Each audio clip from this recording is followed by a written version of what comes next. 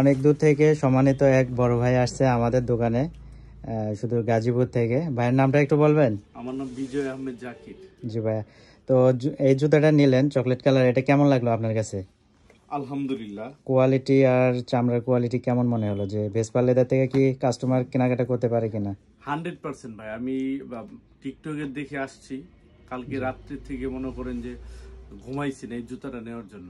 আচ্ছা ভাই, সকালে রওনা দিছি, তো এখন টিকটকের যেমন দেখছি বাস্তবতা তাই 100-100। আচ্ছা। এখানে 99% না।